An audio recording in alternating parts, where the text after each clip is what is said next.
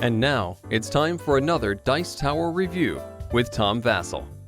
Hey everybody, I'm Tom Vasel, and today we're taking a look at Disney Hocus Pocus the game, based on the movie, and here we have a cooperative game where you need to stop these witches. So very popular movie. It's not a movie, I'm sure I've seen it at some point, but I don't really remember it. I remember sort of the plot, and it's, you know, whatever, fighting witches. This is a game based on that, and it's from the design team Prospero Hall. So they make some pretty interesting games based on these intellectual properties. Let's take a look at this one.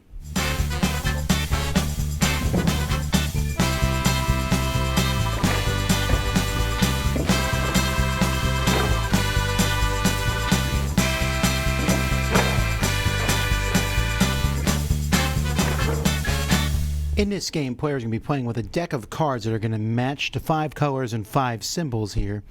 And your goal is to stun the witches enough times so that the sun reaches here and you win. But if you ever need to draw an ingredient card and there are no ingredient cards to draw, you will lose. Now, the way the game works is players are working together cooperatively to do this. And on a player's turn, the first thing that they do is they can ask a question.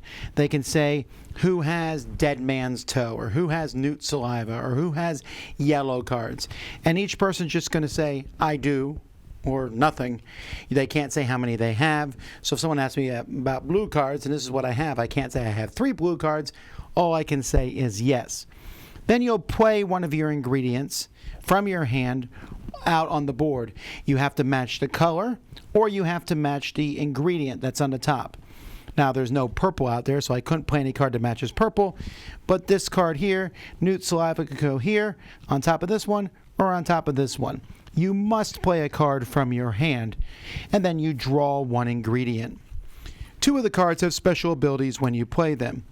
When you play a card with Binks on it, the cat, then the cat gets put in front of someone, and that person puts their cards in front of them and plays face up until someone else gets it. If you play a card that shows a spell book on it, then you're going to draw the top witch's spell. You'll draw this card and do whatever it says. Discard the top 5 cards from the ingredient deck. Or remove the sun token from play and cast another spell, the sun token. Choose a pile with at least 1 ingredient. Discard all the ingredients in that pile. Now, these are each attached to one of the witches. If at any point the cards on the top of everything here are all the same color, or they're all the same symbol, you've stunned one of the witches. So let's say, for example, I have them all, that they are all blue, like this here. All ingredients same color, Sarah's stunned. Which means if I draw a spell that Sarah's catching, it's not going to go off. I can just ignore it. Although there are a couple cards that go off no matter who has them. But also, that's how you move this up 1. So if all the ingredients are the same color, Sarah's stunned. If all the ingredients are the same type, Mary's stunned.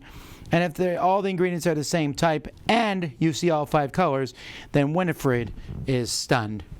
That's it. With one more thing. You have these 4 things. They're tricks you can play over the course of the game. Don't play an ingredient. Swap an ingredient with another player. Discard 3, draw 3. Discard a spell, draw another spell. You can use those once per game. Also, when you run out of these cards, you're going to shuffle the deck one more time, but you're only going to stick in the cards with special symbols the second time through. Players will either win together or lose.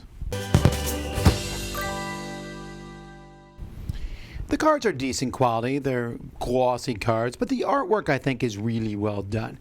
It has a very almost Disney-esque quality to it, and it's also really easy to tell apart the different things.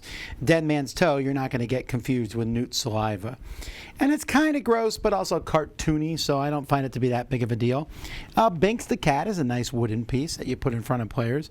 The rules are also pretty simple, and the whole thing does come in that box that looks like a book. So I'd say the components are fine.